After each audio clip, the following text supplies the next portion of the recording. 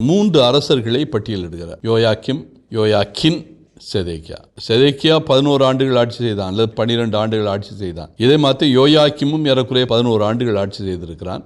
யோயாக்கின் இவர் மட்டும்தான் 3 மாதங்கள் ஆட்சி செய்கிறார். மற்ற எல்லாருமே 12, 11 ஆண்டுகள் ஆட்சி செய்திருக்கிறார்கள். இந்த 3 அரசர்களை பற்றிய விரிவான ஒரு பகுதி தான் இந்த 24ஆம் அதிகாரம். 24ஆம் அதிகாரத்தில் 3 அரசர்களை பற்றி சொல்லப்பட்டிருக்கிறது. ஆமாம். அவங்களுடைய பின்னணியில் பார்க்குற பொழுது இந்திய காலகட்டத்தில் இந்த அதிகாரத்தை எப்படி நாம் சிந்திக்கலாம் தந்தையே? நீங்கள் சொன்னது போல 3 அரசர்கள், யோயாக்கிம், யோயாக்கின், செதேக்கியா. செதேக்கியா அந்த 3 பேரும் ஏறக்குறைய 3 அவலட்சணங்கள் என்று தான் சொல்ல வேண்டும். யோயாக்கிம் ஒட்டுமொத்தமாக அவன் மிக மோசமான அல்லது ஒரு இழிவான அரசன் என்று தான் சொல்ல வேண்டும். தீயவன் என்று சுட்டிக்காட்டுகிறார்கள்.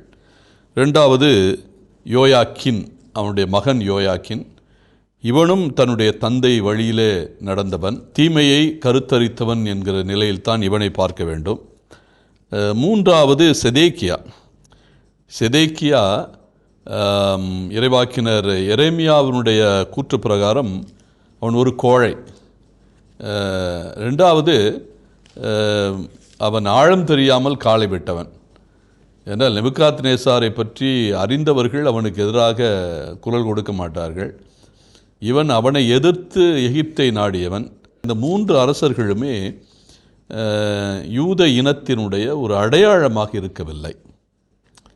அரசர்கள் என்றால் அது சரியான ஒரு நேர்மையை அல்லது நீதியை நிலைநாட்டுகிறவர்களாக இருக்க வேண்டும். தாவீதுடைய வழிமரபினர்கள் அப்படித்தான் இருக்க வேண்டிய சூழல். ஆனால் அதற்கு மாற்று நிலையிலே பார்க்கிறோம். அநீதிக்கும் அல்லது நேர்மையற்ற தன்மைக்கும் துணை போனவர்களாகத்தான் பார்க்கிறோம். இது எப்படி நாம் சிந்திக்க வேண்டிய சூழ்நிலை என்றால், எப்பொழுது ஒரு ஆட்சியினுடைய கடைசி கட்டம் வருகிறதோ அந்த கடைசி கட்டத்திலே ஆளுகின்ற அந்த அரசர்கள் நிலைத்த தன்மை உடையவர்களாக இருக்க வாய்ப்பே இல்லை. என்றால் எதிரிக்கு அவர்கள் ஈடு கொடுக்கக்கூடிய நிலையில் இல்லை. அதனால் என்ன பண்ணக்கூடிய சூழல், அவர்கள் நேர்மையை விலை பேசுகின்ற சூழல், அதே போல் நீதியை விற்க வேண்டிய சூழல், உண்மைக்கு புறம்பாக வாழ வேண்டிய ஒரு சூழல் ஏற்படுகின்றது. அந்த நிலையில் தான் நம்ம இந்த 3 அரசுகளையும் பார்க்கிறோம்.